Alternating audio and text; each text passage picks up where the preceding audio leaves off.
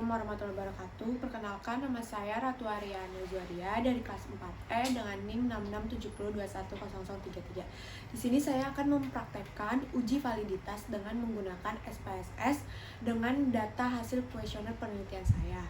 Oke.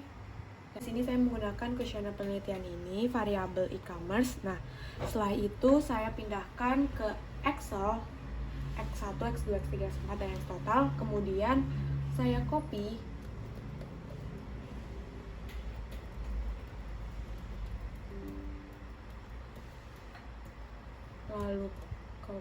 dan pindahkan ke SPS, lalu dipaste. Jangan lupa diubah namanya biar tidak ketukar.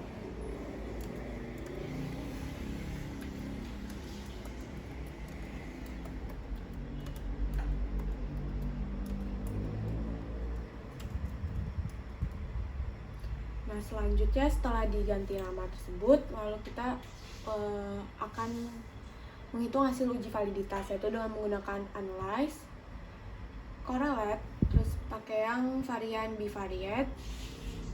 Nah, kita copy lagi, kita pindahkan ke samping, lalu pencet OK.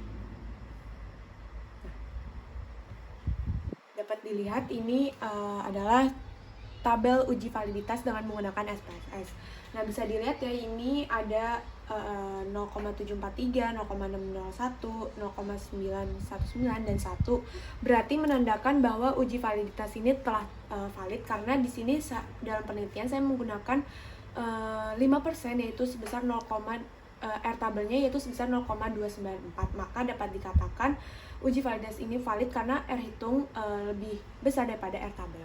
Sekarang selanjutnya saya akan mempraktekkan uji reliabilitas. Nah, setelah tadi sudah saya masukkan data-data untuk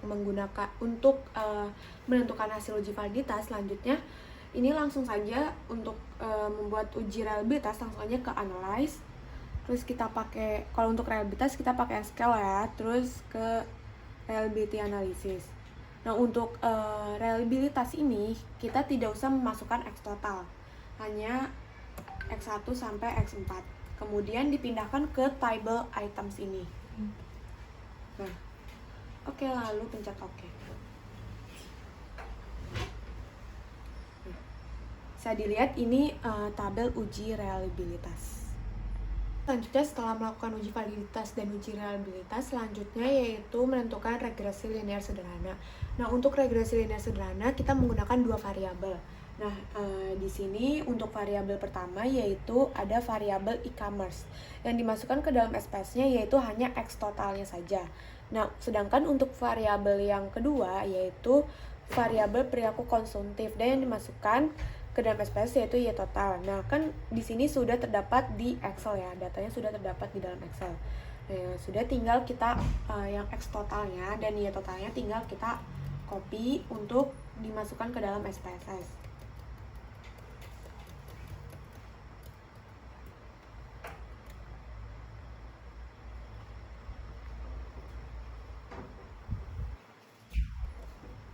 Nah, ini untuk X total, kita ubah namanya, jangan lupa.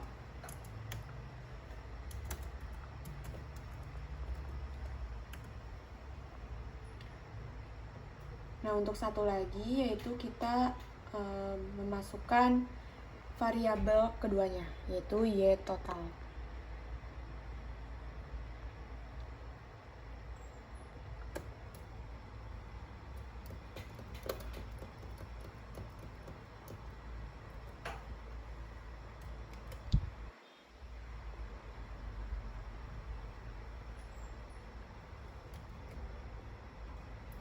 Jangan lupa diganti namanya.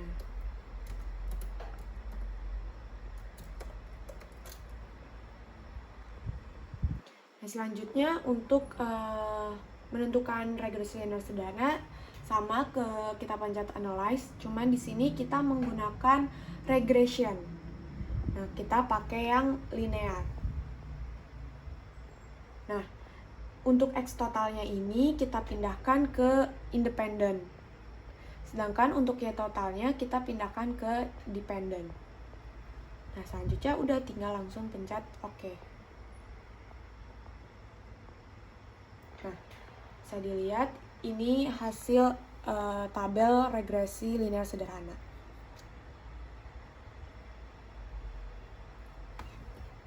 Selanjutnya yaitu uji hipotesis. Nah, di sini uji hipotesis ini terbagi menjadi dua. Yang pertama yaitu uji hipotesis membandingkan nilai signifikasi dengan 0,05 dan uji hipotesis membandingkan T hitung dengan T tabel. Nah, selanjutnya di sini bisa dilihat bahwa signifikasi dari tabel regresi linear sebelumnya yaitu 0,000. Maka dapat ditarik kesimpulan bahwa nilai signifikasi pada tabel regresi linear sebelumnya ini lebih kecil daripada probabilitas 0,5. Maka dari itu dapat ditarik kesimpulan adanya pengaruh e-commerce terhadap perilaku konsumtif mahasiswa ilmu pemerintahan angkatan 2021. Nah, selanjutnya yaitu uji hipotesis membandingkan nilai T hitung dengan nilai T tabel. Nah, dapat dilihat di sini bahwa T hitung dalam penelitian kami yaitu sebesar 9,748 ya, ini X total yaitu 9,748.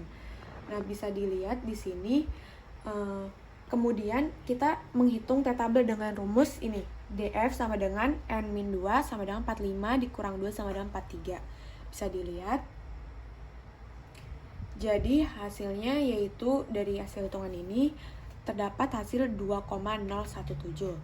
Maka dapat ditarik kesimpulan bahwa T hitung penelitian kami yaitu sebesar 9748 itu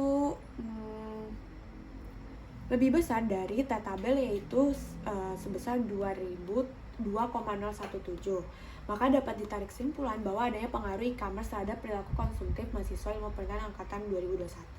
Baik, terima kasih, cukup sekian praktek uji validitas, uji reliabilitas, regresi linear sederhana, dan uji hipotesis dari saya.